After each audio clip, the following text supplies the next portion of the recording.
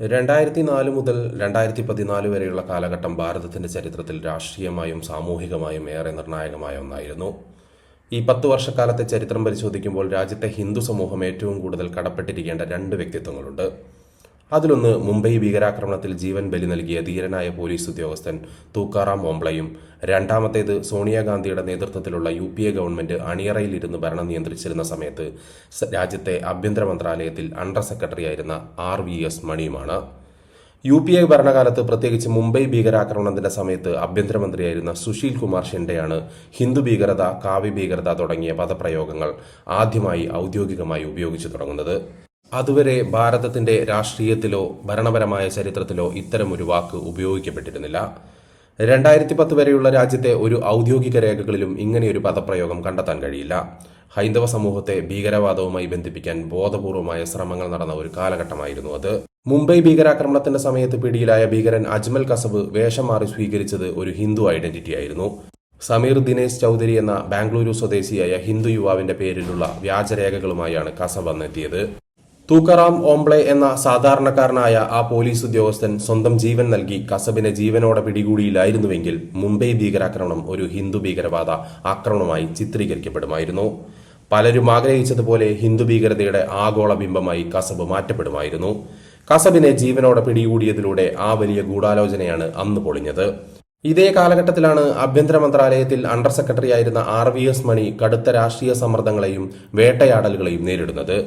രാജ്യത്ത് നടന്ന ഹിന്ദു ഭീകരതയുടെ കണക്കുകൾ നൽകാൻ 2006 ദിഗ്വിജയ് സിംഗ് ആവശ്യപ്പെട്ടപ്പോൾ അങ്ങനെയൊരു ഭീകരത രാജ്യത്തില്ലെന്നും അതിന്റെ കണക്കുകൾ നിലവിലില്ലെന്നും വ്യക്തമാക്കിയതിന്റെ പേരിൽ മണി ക്രൂരമായി വേട്ടയാടപ്പെട്ടു.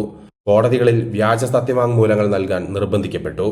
സംജോത എക്സ്പ്രസ് സ്ഫോടനം നടത്തിയത് പാകിസ്ഥാൻ ISIയുടെ പണം കൈപ്പറ്റിയ ആസിഫ് ഗിലാനിയാണെന്ന് തെളിവുകൾ സഹിതം വ്യക്തമാക്കിയിട്ടും അതിനെ ഹിന്ദു തീവ്രവാദമായി ചിത്രീകരിക്കാനായിരുന്നു അന്ന് ഭരണകൂടത്തിലെ പലർക്കും ധൃതി.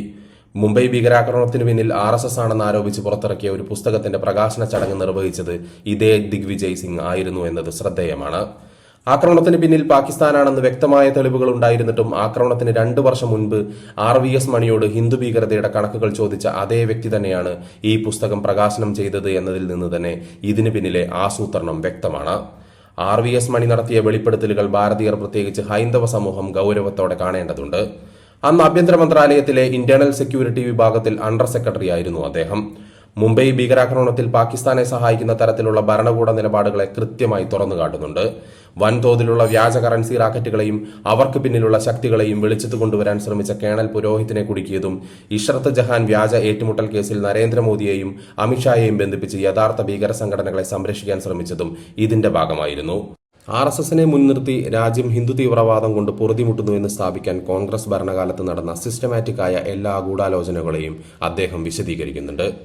രാജ്യത്തൊരു കോൺഗ്രസ് മുക്ത ഭാരതം എന്തുകൊണ്ട് അനിവാര്യമാണെന്ന് മനസ്സിലാക്കാൻ RVS മണിയുടെ വെളിപ്പെടുത്തലുകൾ മാത്രം മതിയാകും. സോണിയാഗാന്ധിയുടെ പരോക്ഷ ഭരണകാലത്ത് ഹിന്ദു ഭീകരത സ്ഥാപിക്കാനുള്ള ഗൂഢാലോചനകൾക്ക് കൂട്ടുനിൽക്കാതിരുന്ന മണിയെ ആ പാർട്ടി പരമാവധി ദ്രോഹിച്ചു.